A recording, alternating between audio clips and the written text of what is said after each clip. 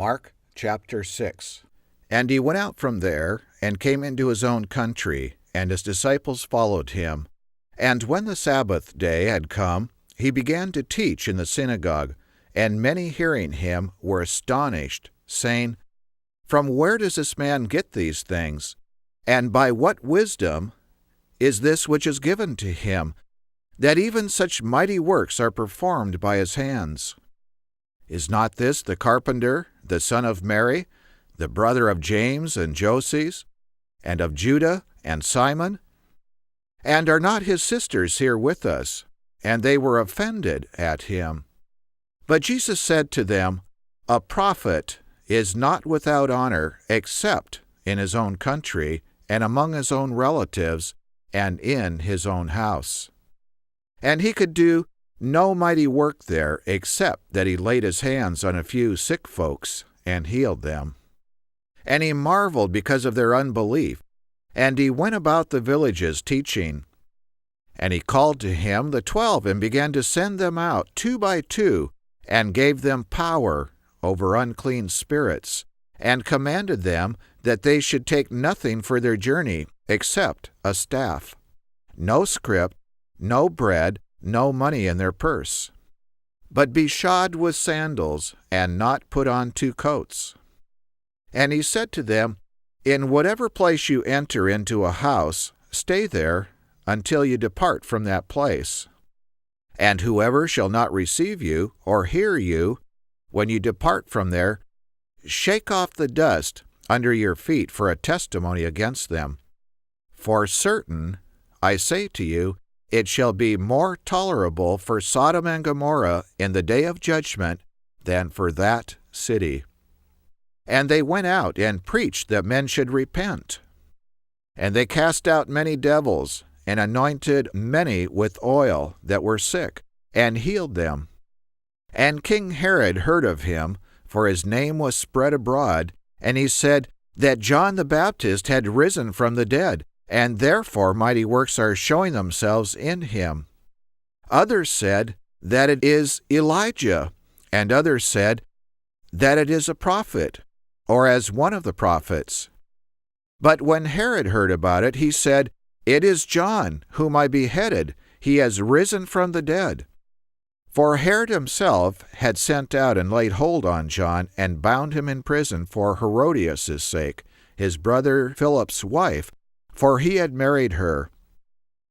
For John had said to Herod, It is not lawful for you to have your brother's wife. Therefore Herodias had a quarrel against him, and would have killed him, but she could not.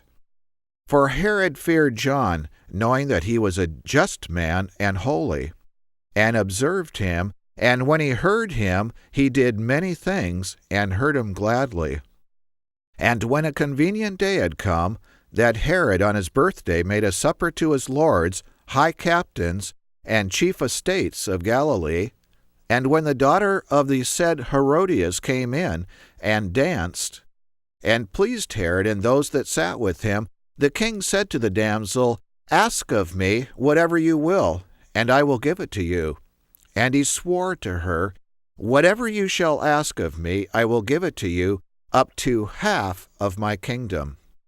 And she went out and said to her mother, What shall I ask? And she said, The head of John the Baptist.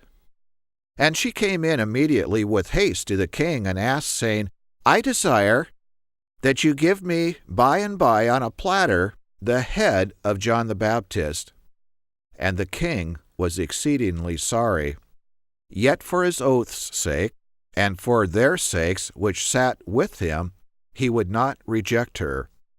And immediately the king sent an executioner, and commanded his head be brought, and he went and beheaded him in the prison, and brought his head on a platter, and gave it to the damsel, and the damsel gave it to her mother. And when his disciples heard of it, they came and took up his corpse, and laid it in a tomb. And the apostles gathered themselves together to Jesus, and told him all things, both what they had done, and what they had taught. And he said to them, Come, gather yourselves apart into a desert place, and rest a while, for there were many coming and going, and they had no leisure so much as to eat. And they departed into a desert place by ship privately. And the people saw them departing, and many knew him, and ran by foot from there out of all of the cities, and preceded them, and came together with him. And Jesus, when he went out, saw many people, and was moved with compassion toward them, because they were as sheep, not having a shepherd. And he began to teach them many things.